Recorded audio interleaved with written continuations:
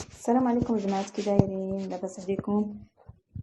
اليوم جبت لكم واحد الوصفه اللي غادي تعجبكم ان شاء الله، واللي كيقلبوا عليها بزاف ديال البنات. وصفه لزياده الوزن، سهله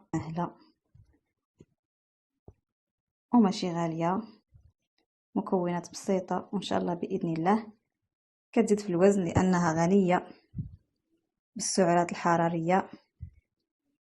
كما كتشوفوا هادو هما المكونات ديالها. عندنا قرعه نتاع الشيكولا، الشوكولاط نوتيلا او اي نوع عندكم، كاس ديال الكاوكاو محمر، 2 كيسان ديال الصوجا، كاس ديال الكركاع وكاس ديال اللوز وكاس ديال الجنجلان و2 معالق متوسطين ديال الحلبه محمره. بطبيعه الحال كلشي محمر في المقله اولا في الفران. والصوجا كميه دوبله على المكونات الاخرى. والحلبه راه من كنحمروها ما كديرش الريحه، كونوا متاكدين البنات الا حمرتوا الحلبه ما كديرش الريحه.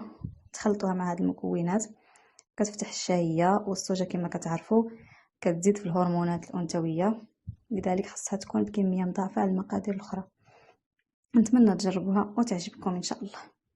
كما كتشوفوا البنات انا ناخذ كاع هذوك المكسرات اللي درنا نطحنوهم بلا ما نغربلوهم، نطحنوهم مزيان كما كتشوفوا بلا ما تغربلوهم. طريقه سهله كما كتشوفوا بحال هكا مطحونين مزيان. الحلبه ما نطحنوهاش، انا كنفضل ما نطحنهاش حيت كتجي مره داكشي علاش حمرتها ونديرها هكا حبوب. صافي البنات نخلطوا هادشي كلشي مع بعضياتو، نخويو كلشي في واحد الاناء ونخلطوا بمعلقه اولا بيدينا كما بغيتو. كما قلت لكم الصوجا تكون بكميه مضاعفه، الحوايج الاخرين كاس اولا نص زلافه، والصوجا زلافه عامره محمره ومطحونه مزيان. ونضيفوا الحلبه حبوب 2 معالق متوسطين، تكون محمره كما قلت لكم البنات، محمره شويه في المقله باش ما تطلقناش الريحه مع الصهد. ما كديرش الريحه من كتحمر الحلبه.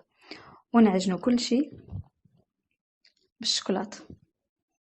انا خديت هنا قرعه صغيره، جاتني الكميه مناسبه، جاتني على شكل سلو اولا سفوف، كل واحد كيفاش كيقولها. ولا بغيتوها شويه مطلوقه وجاريه زيدوا الشوكولاط اولا زيدوا واحد طابليط نتاع ماروخه مذوبه. صافي البنات راه الوصفه سهله ودغيا كتوجد والنتيجه كتبان بعد 2 سيمانات. وزنوا راسكم قبل ما ديروها ومن بعد ما ديروها، خلي تفوت سيمانه ولا 2 سيمانات ووزنوا غتشوفوا النتيجه بدات كتبان وكتحسوا براسكم بديتوا تاكلوا حيت الحلبه كتفتح الشهيه. صافي البنات نعجنوا هذا الشيء مزيان. كنخلط بالمعلقه، غادي نكمل بيديا باش نخلط باش نتحكم في التخلاط نتاع هاد العناصر وتندمج مع بعضياتها مزيان. هانتوما كتشوفوا البنات جاتني بحال هكا على شكل السفوف. دابا تخليوها هكذا تحتفظوا بها بواحد البواطه تبقاو تاكلوا بمعلقه. اما انا فدرتها كويرات كما غادي نوريكم، باش كل مره نهز كويره وكناكل 3 الخطرات في النهار.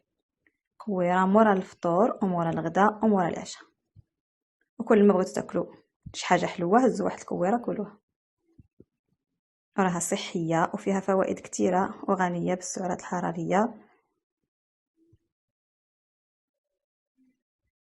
نتمنى تجربوها وتبان النتيجه ديالها عندكم، ونتمنى تعجبكم. وراه كتجي لذيذه في نفس الوقت كتزيد في الوزن وكتفتح الشهيه البنات.